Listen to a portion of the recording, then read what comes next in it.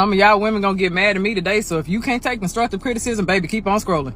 Many of you women are not really what you think you're cracked up to be. Like, some of y'all are really not great people to be in relationships with. Y'all know I work with couples every single day, and I'm gonna go ahead and make a list of everything that I have to work through. First things first, quit coming into relationships trying to make a man secure your insecurities. That's your job. If you lack confidence, if you have low self-esteem, if there's still trauma that you're operating in, if you're self-critical, if you're judgmental when it comes to yourself, if you blame yourself, if you're still operating in guilt and trauma and everything else, baby, that's for you to handle, not him. Respect his space. Like, stop becoming so preoccupied and hyper aware of what a man has going on. As soon as you see his mood is off a little bit, you start becoming overwhelming. What's wrong? What's wrong? What's wrong? Let me tell you how men are. A lot of men, when they are going through stuff, they may end up withdrawing or retreating because they're trying to figure it out. They're not always upset at you. Their moods are not changing just because of you. People go through things in a way that men are. They don't express themselves as much as we do as women. It's okay. Give that man some space. Oh yeah, the clinginess.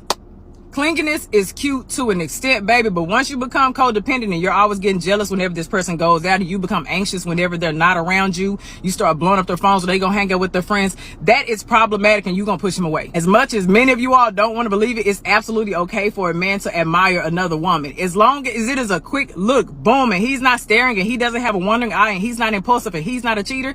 If he's all of those, baby, why are you with him in the first place? You're ignoring the red flags. You're settling.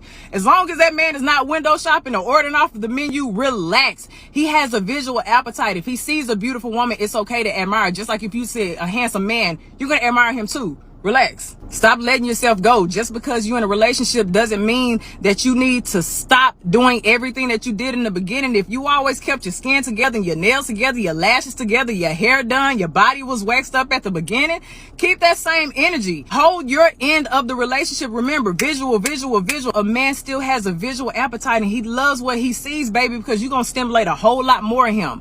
Don't let yourself go because you secured the relationship. As much as you want to believe it, you're not always right. As much as you want to always be in control, you have to let some things go, baby. You cannot love a man the way you want to love him. If you study him, if you pay attention, if you actually listen, I guarantee you he would tell you how to love him. You cannot limit the way you love him to a love language. That's why I hate the conversation of love language.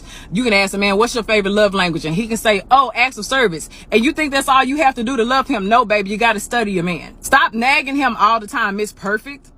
Okay, quit always expressing your dissatisfactions. If you see he's putting in efforts in other places, please uplift those efforts. Acknowledge him. Show that you appreciate that. If it's something like a pet peeve, baby, compromise. I know a lot of women have a hard time compromising. Baby, you got to find a middle ground. Sometimes it's just not worth you bringing up a dissatisfaction. A lot of you all just be nagging. You're pushing that man away. It's okay. He's not always going to fit your idea. He's not always going to satisfy you in every area. Baby, I promise you, every trait that you may have on your beautiful checkoff list, he may not measure up to every single one of them. That's why you have to be selective. But stop nagging all the time. You can't read minds and you can't predict the future. So stop trying to interpret things and stop trying to jump to conclusions. Baby, it's not healthy. It's a distorted way of thinking, and it will kill your relationship. Being independent is okay, but why do you have to be so independent that you're unreceptive? Men love to be needed. If you're so independent that you won't even allow him to help, what is he there for? Stop involving everybody in your relationship. I don't care if it's friends or family. They have no place to be in your relationship. So stop involving them. Their opinions do not matter. Their advice does not matter. They are not the person that you were sleeping with. Relax. You think you're doing something when you're comparing your man to everybody else. You're comparing your man to your best friend's husband, yada, yada, yada. And now he's pretending to be something that he's not. That's very uncomfortable for a man. Baby, constructive criticism and destructive criticism are real things. If you're always criticizing, you're going to push him away, and he's going to end up faking things, and that's going to make him unhappy, and then the intimacy is going to decline. And whose fault is that going to be? Yeah, because you were comparing. Many of you ladies are not the inspiration that you think that you are. I'm sorry to break it to you. If you're always operating in your comfort zone and you refuse to take risks and you lack intellectual intimacy, you don't go out there and try to learn new things, baby, you're not reaching new opportunities, you're always low in your confidence, you're not really inspiring this person. If this person is trying to grow, and you want to stay and you want to be on social media or on your phone and everybody else's business, and you're not really doing anything to add to his fruition, baby, eventually he's going to grow without you. Pessimism. Stop being negative all the time. Communication. Learn to listen. Validate their experiences. Don't interrupt.